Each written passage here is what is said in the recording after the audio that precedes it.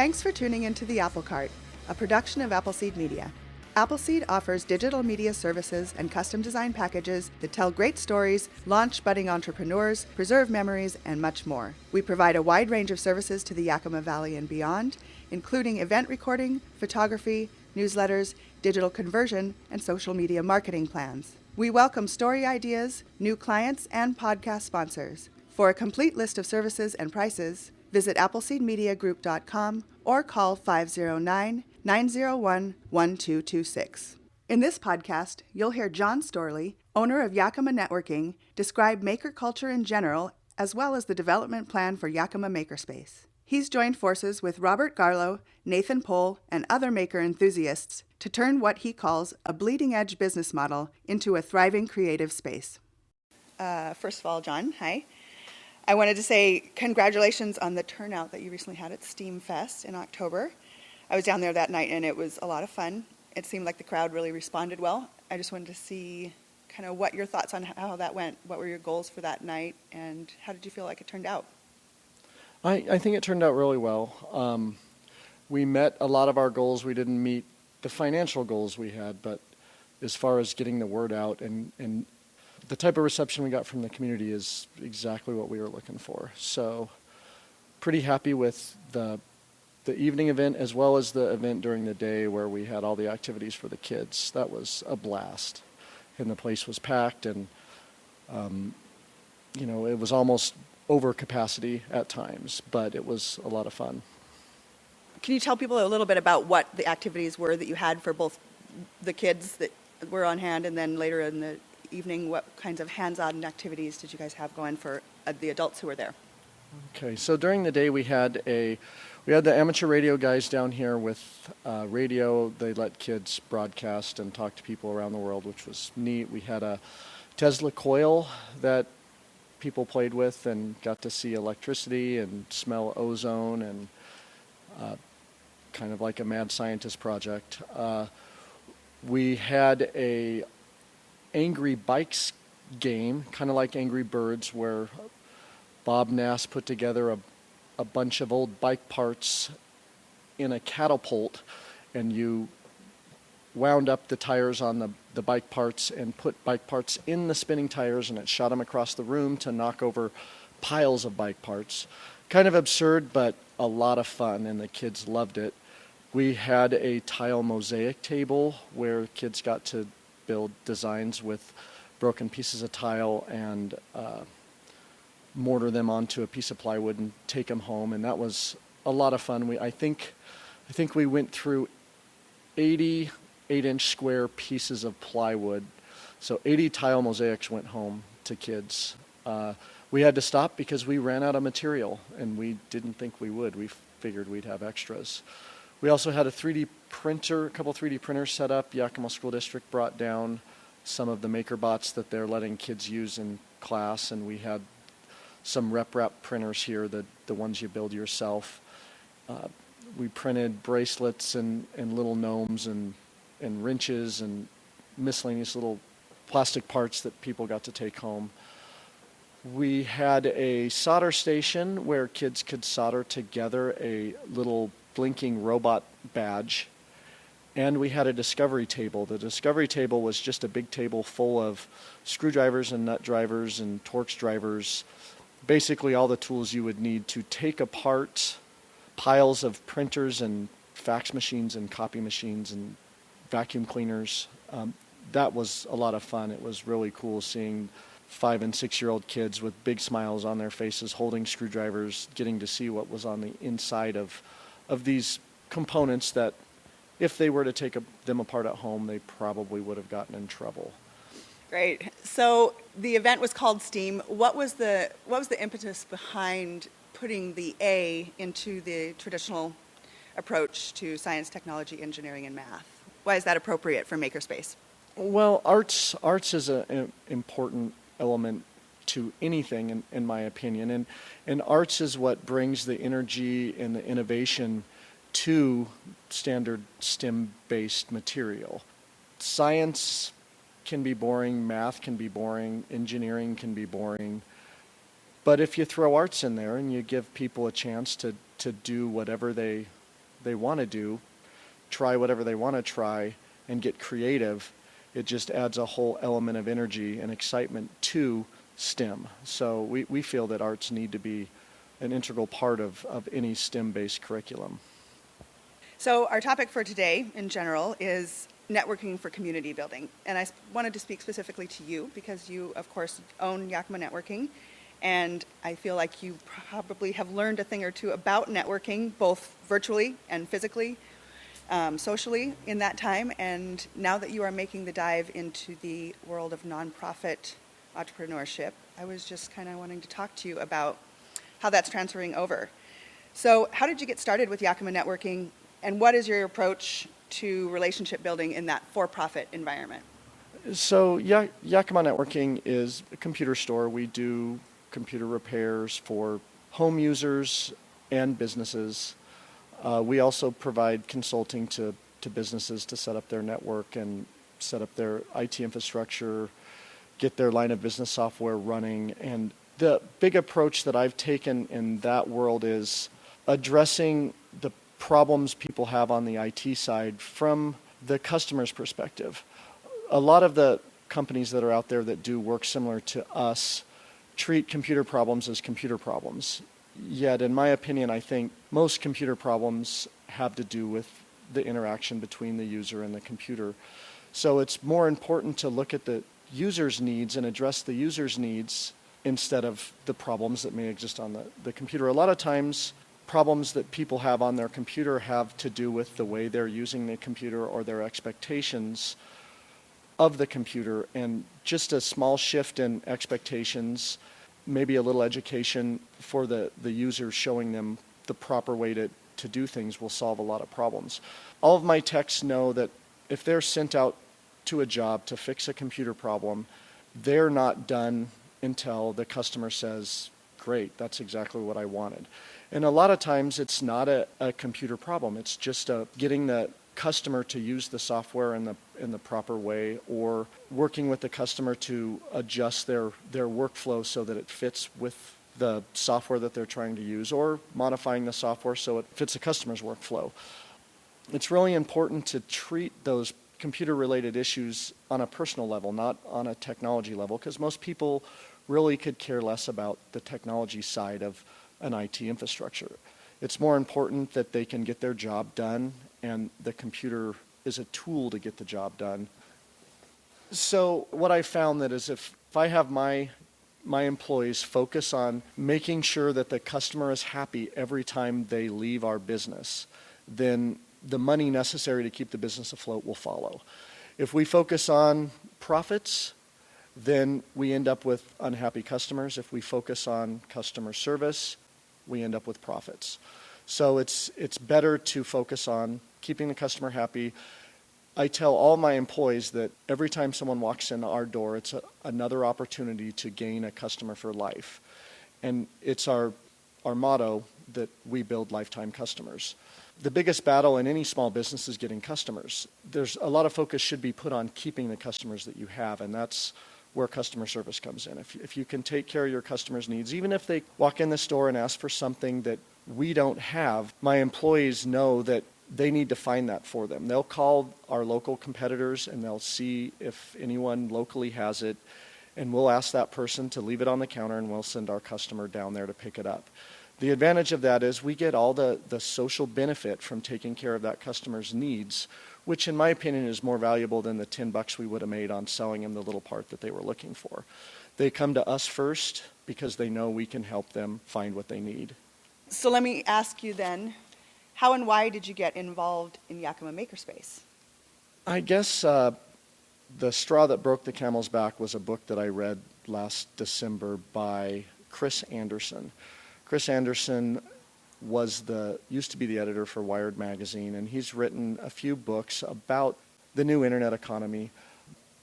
His latest book was called Makers, and it talks about the maker movement in general and the growth in open source hardware. I was a big follower of the open source software movement, and I saw how that started with being, a free operating system, free software that you could run, and in the past 15 or 20 years, it's evolved into this open source software being everywhere. Just about every device that has any sort of intelligence to it, smartphone, alarm clock, computer router, all contains elements of an open source software piece. Early on, we were wondering, how is free software going to become anything if there's no money to support it? And what we see is that this open source concept, when people share ideas and only make money on the end product that the ideas create, that it basically crowdsources the development. So you have people that are competing with each other on innovation just for the peer review aspect of their accomplishments.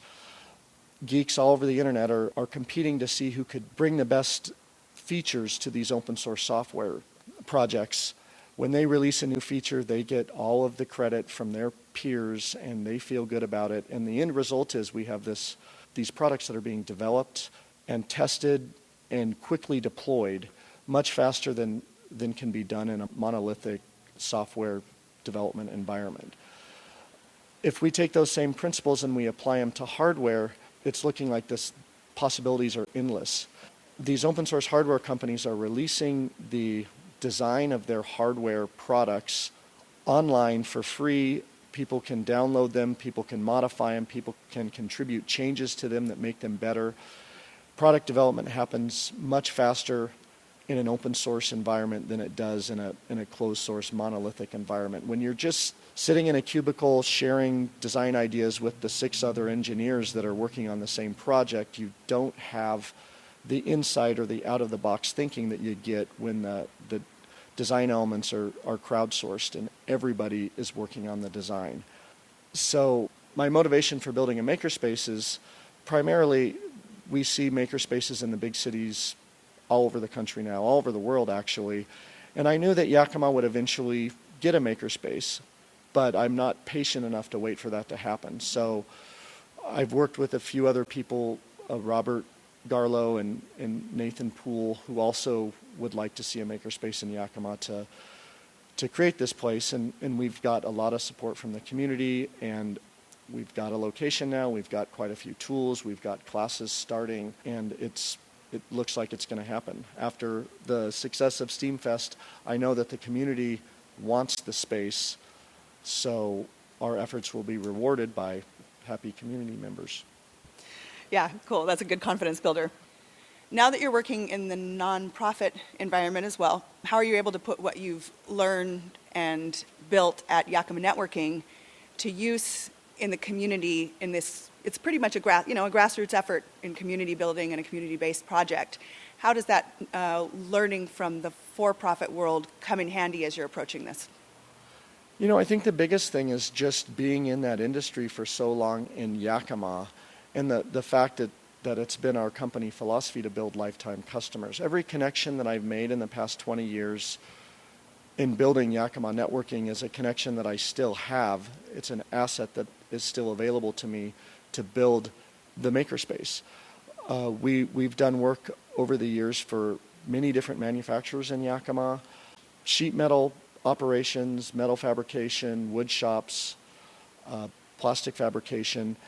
And those connections I have been invaluable in creating the space, because the types of tools we're looking for are often tools that are in storage at one of the businesses that we do computer work for. We talked to Terry at ASAP Sheet Metal when we were looking for metalworking tools, and he let us know that he has a storage unit full of old manual tools that he no longer uses that we're free to use in the space. And I'm pretty confident that every tool that we would want in this space is probably out there in a storage unit in Yakima somewhere collecting dust. And it's just a matter of me working my contacts to get in touch with those people to find out if we can use it or if they can donate it to the space or whatever. These tools, having them in the space is what is going to make the space sustainable. We want to fill the makerspace with the types of tools that everyday people normally do not have access to, like a finger press or a Bridgeport mill or a CNC machine or a laser cutter. That will make the space worthwhile for people to join or pay a small membership fee $40 to $50 a month. Or maybe even a weekend pass, for 10 or 15 bucks, they can come in on the weekend and use the laser cutter to cut their project out. So you said the next steps for Yakima Maker Space. I heard you mention the classes are starting next week. Is that right? Yeah, next week the lineup of classes we've got are a 3D printer workshop for about $650. You can take this class. It'll be a 10 to 12 hour class. When you're done with the class, you will take home a 3D printer that you built yourself and you configured and calibrated and learned to use.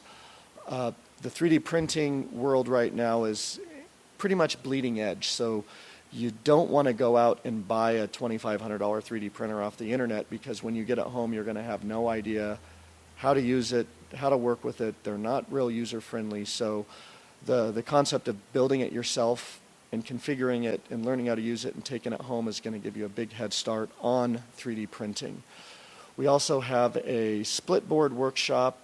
Some of these extreme snowboarders like to hike in the backcountry to snowboard, and one of the tricks they can use is cutting their snowboard in half and installing the brackets on them that allow them to be reattached together so they can hike the backcountry, get to where they want to snowboard from, and then clamp it back together and snowboard down the hill. We also have a jewelry casting workshop where people will be able to carve a jewelry item out of wax, and then the item will be molded out of silver. So people will get the opportunity to learn the process, start to finish, creating jewelry.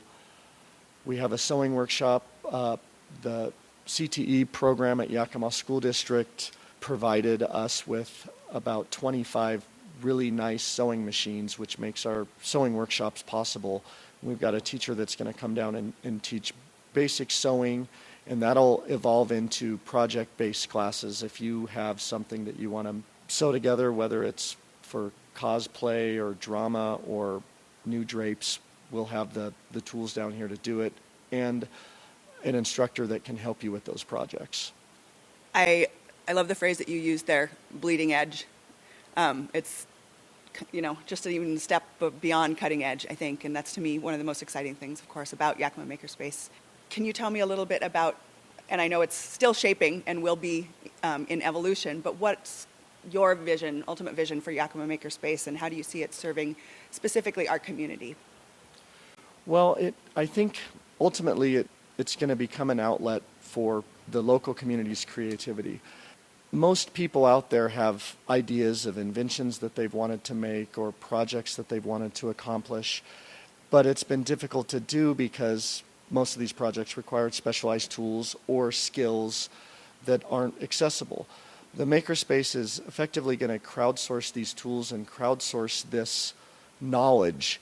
So if someone doesn't know how to use a planer or a biscuit joiner to build cabinets, there will be someone down here in the Makerspace that has done it all their life and is willing to share that knowledge with someone else.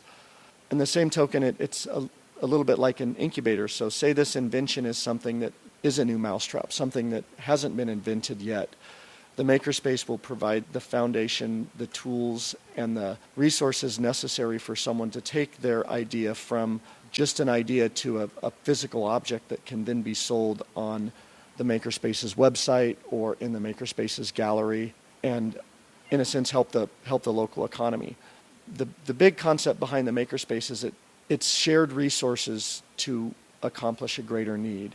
And these resources, we call them tools. A tool could be a table saw, or it could be a website, or it could be a color copier or a scanner or a 3D printer. It's anything that you need to accomplish a task that you may not have at home today.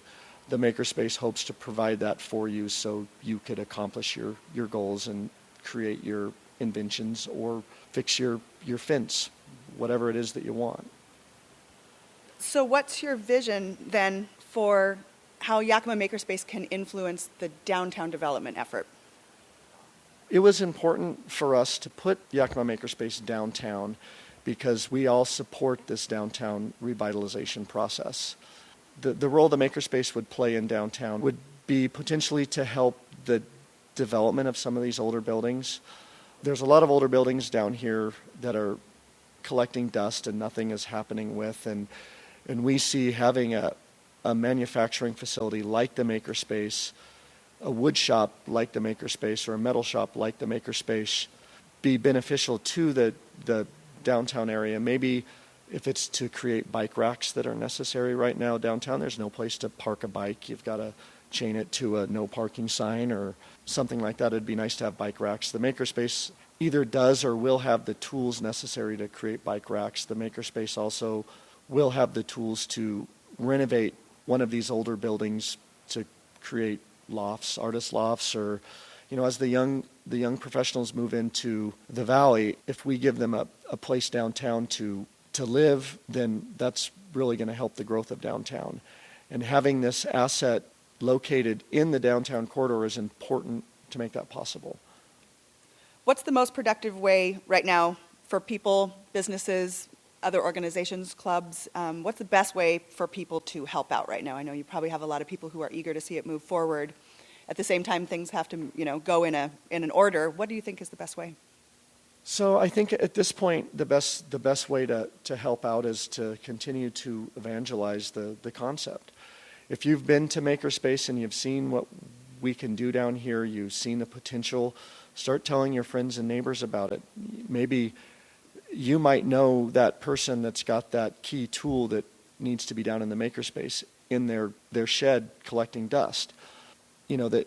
The easy answer to that is give money, but I don't like that answer. I think it needs to be grassroots from the community. I don't want to ask our community members to just throw money at us. I want our community members to come up on their own with something that'll make the Makerspace beneficial. If they run into someone that's got a tool or has the knowledge on a certain type of making, maybe someone that's really good at turning pottery or turning wood or making jewelry, let them know that we're down here and we want them to teach classes or to contribute in some way. Right now we're still kind of in the building phase, trying to get the word out. You wouldn't think that after seeing Steamfest how many people we had down here, but still every day I talk to people that haven't heard of Makerspace yet. And as soon as they hear the concept, they're on board, they're ready to help. We're getting a lot of support, a lot of help from the community. We need to get the word out a little more. Well, thanks so much for talking with us today. I feel like your people-based approach to business and development, community development in general, is something that is going to be really beneficial for downtown Yakima. I think it's great. It's what we need to focus on, and so I really appreciate your comments today. Yeah, thank you for coming down. You've been listening to The Apple Cart. This is Maria Jett. And Moer Steggy. Together we are Appleseed Media. If you'd like to hire us, visit appleseedmediagroup.com or call 509-901-1226.